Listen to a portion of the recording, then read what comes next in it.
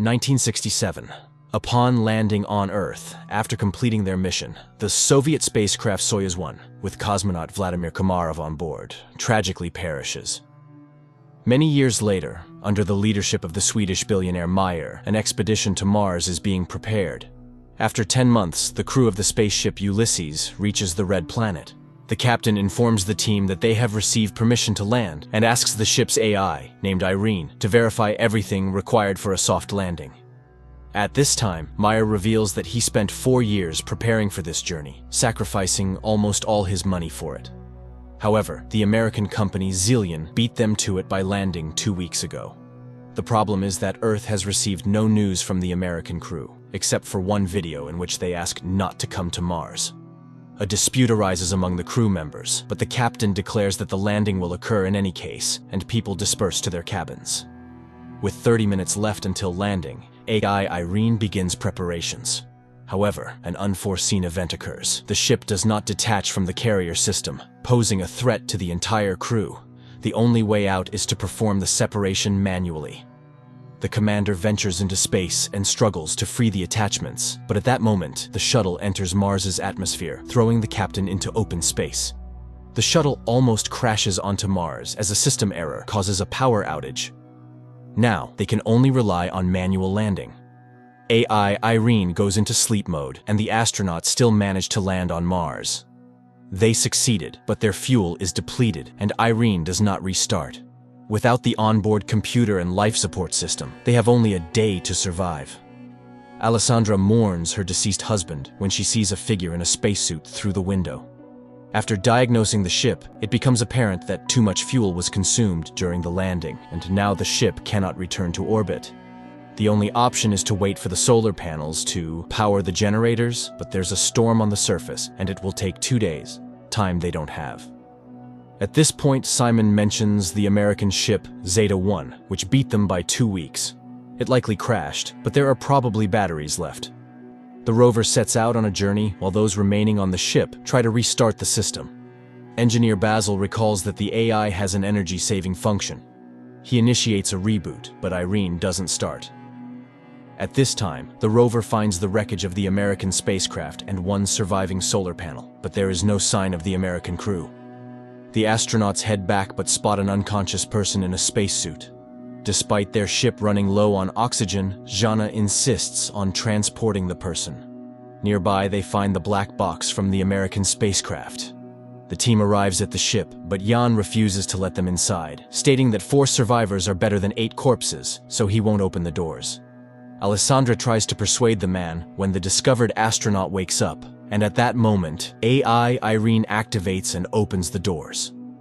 Upon examination, the found astronaut knows nothing about the American crew, as he is Vladimir Komarov, a Soviet cosmonaut born in 1927 in Moscow, carrying out the orders of the USSR government. He doesn't know how he ended up here, but is not willing to reveal any secrets. Komarov confidently answers questions that are consistent with his time, raising the suspicion that he may have post-traumatic stress disorder. The astronauts send a message to Earth and receive a response from the American corporation Zillion, stating that there were no Russians in their mission. The crew of the Ulysses spaceship tries to make sense of the situation. How could Komarov, who died in 1967, end up on Mars after all these years? Is he a time traveler or an extraterrestrial?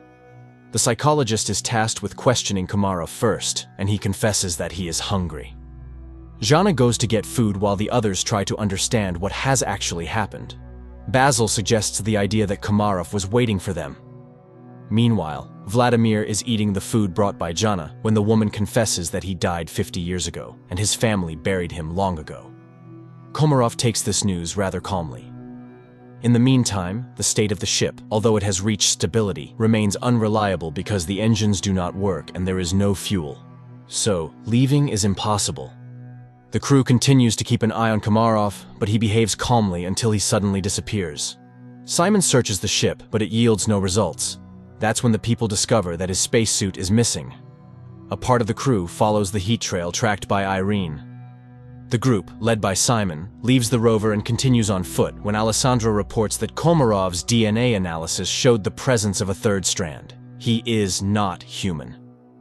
And then they catch up with Komarov, who leads them to an unfamiliar structure with a small stone pyramid on it and tells Jana that Mars has been waiting for them for a very long time. At the same time, Goldstein, the founder of the Zillion Corporation, whose ship was the first to arrive on Mars, is informed about the discovery of a person on the Red Planet who couldn't have gotten there naturally, suggesting that he was created on site. However, only AI could survive for such a long time on a hostile planet for humans. This implies the need for further study. Meanwhile, Komarov cannot explain how he opened the door and found himself in the location where they discovered him. AI, Irene conducts an analysis of the structure and determines that it is identical to Earth structures from ancient civilizations. It means that someone was inspired by human civilization, or humans borrowed these elements from extraterrestrials. The ship's crew increasingly ponders whether they will be able to return home when they notice the landing of Goldstein's second ship. Soon, the captain of the ship, Gemma, establishes contact and promises to help them return to Earth. However, Meyer does not trust Goldstein and advises hiding Komarov from competitors. Jana brings Komarov a uniform so that he does not stand out when the visitors arrive, and he requests that they trust him. Shortly, two armed military personnel, Edward and Adam, arrive on their ship and behave rather aggressively. Edward demands that they hand over the black box from the Zeta-1 ship and, not hearing agreement, orders his partner to search the ship. Meyer hands over the found black box and they depart. Meanwhile, chemist Eva reports that the stone found on Mars consists of an alloy that does not exist on Earth.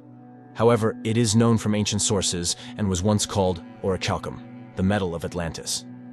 In addition to copper, zinc, nickel, and iron, it contains a third strand of DNA, similar to Komarov's. Meyer warns that if Goldstein learns about this, he will take the cosmonaut back. The crew is divided into those willing to exchange him for fuel and those who are willing to stay but want to know the truth. Jana invites Vladimir into her cabin and asks for permission to use hypnosis. He agrees, and the psychologist begins her work. The rest of the crew listens to the conversation via transmission. However, Komarov only shares the final moments on the Soyuz spacecraft before its demise. During this time, Gemma and Alan arrive on the ship and apologize for the actions of the military, and express their readiness to help fix all the malfunctions. Jana remembers her conversation with Komarov, who laments the future of Earth due to humanity's irresponsible behavior. In the meantime, it is revealed that the billionaire Meyer did not plan the flight just for the sake of it. 4 years ago, the rover sent a photo to Earth of the found stele, and he confesses that they found a stone with unknown DNA. Gemma explains that it's an information storage system that can be rewritten. Upon hearing these words, AI Irene activates and deciphers the message on the stone. It's a series of numbers. At this time, the hesitant Jan leads a mutiny. He doesn't trust Meyer, who warned them about Zillion. But now, the Americans have come to their aid, and their leader, as it turns out, concealed the true purpose of the flight. He is ready to switch sides to Goldstein, who is willing to do whatever it takes to combat his terminal illness. Later, engineer Basil informs Meyer that Komarov is the same kind of program as the stone they found, but the most crucial revelation is that he deciphered a copy of the black box from Zeta-1, which shows that the oxygen on the ship was cut off at the moment when one of the Americans struck Komarov. This means he was there. He also activated AI Irene when he boarded their ship. After the conversation, Meyer shows Jana the photos they received 4 years ago from Mars, which, when decrypted, revealed Jana's face. This is why he brought her on the expedition. The woman is disappointed. Meyer played everyone. Suddenly, she sees herself in her father's house, where Komarov tells her that she is the link between Mars and Earth. He has been waiting for her for thousands of years, and now he will prepare her to make a difficult decision. He provides coordinates on Mars where Jana should go.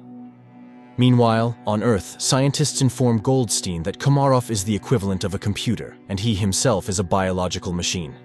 They are ready to transfer his brain into Komarov's body, but cannot guarantee the preservation of his personality.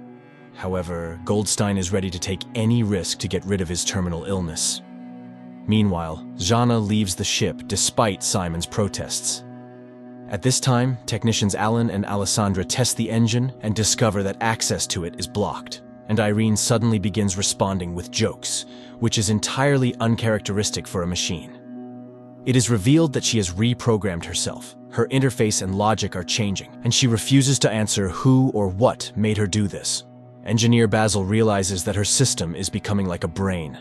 Irene confesses that she is evolving. In the meantime, Jana finds a small stone pyramid, and Simon forcibly makes Gemma accompany him in the search for Jana. Jan discovers his absence, and after contacting Simon, receives an order not to let anyone inside. Just at that moment, American military personnel arrive, demanding that they hand over Komarov. Jan is willing to open the entrance, but the rest of the team opposes it. Mayer asks Basil to send a message to Goldstein, hoping that he may be more reasonable than his people. However, Irene has blocked communication with Earth. The engineer realizes that radical measures will have to be taken, but Jan still opens the doors and the military personnel enter. Basil begins to reboot Irene just as the Americans find Komarov, but then the lights go out and the astronaut disappears. Meanwhile, Jana, stumbling, falls from a hill. She regains consciousness but discovers that her leg is trapped between rocks and she cannot free herself. At this moment, the enraged military officer demands that the crew explain where Komarov went. He begins to beat people, demanding to summon the captain. Desperate, Jana screams, "Is her destiny to die in a pit on Mars?" But she is found by Simon and Gemma. Alessandra notices an approaching storm. The military officer is preparing to leave the Ulysses ship, leaving the people in danger. Suddenly, the lights start flashing, and the newly appeared Komarov asks to take him back to Earth. Simon, Gemma, and Jana go together to the place indicated by Komarov and find an entrance to an underground bunker, very similar to the Petra tomb. The psychologist feels where to go and leads the couple. Soon, they find real water, but this is not what Komarov wanted to show them. Meanwhile, on Earth, Goldstein tells the nurse a story about the study of Mars. People were searching for green men, but it's all much simpler. He tells the story of the loyal dog Hachiko and compares Komarov to him, who was created by someone 100,000 years ago and left on Mars, where he faithfully waited for his owner to this day. At this time, on Mars, the astronauts find a wall made of human bones and realize that they are not the first people on this planet. It's not Earthlings colonizing Mars, it's the Martians who came to Earth, depleting the resources of the Red Planet. A tragedy unfolds on the Ulysses spaceship. The cowardly Yan grabs a gun, intending to get on the American ship at any cost to return to Earth, and shoots Komarov. Jana immediately falls in excruciating pain, and Gemma flees. Alessandra tries to help Komarov, and Simon helps Jana, but the Russian cosmonaut dies, and Jana stops breathing too. Then Simon removes his helmet and, surprised by the presence of air in the cave, performs artificial respiration on her.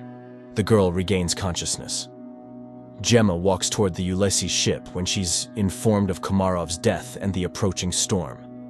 Meanwhile, Meyer secretly goes in search of his crew members because the Americans refuse to take the billionaire's team back to Earth. At this moment, a recovering Jana sees the light in the bunker and leads Simon to it. Upon coming out, the astronauts see a figure in a spacesuit in front of them and recognize Komarov. Meyer finds the entrance to the bunker and catches up with Simon and Jana while heading toward the light. He is amazed by the presence of a living Komarov who suddenly tells them that everything ended here a long time ago. People realize that this is the North Pole of Mars, but how did they get here? Komarov explains that this planet was once inhabited by a species that went extinct because it went astray. And that species was humans. A group of survivors settled in this place but ended up killing each other when resources ran out. The rest of them flew back to Earth. Plato called them the Atlanteans.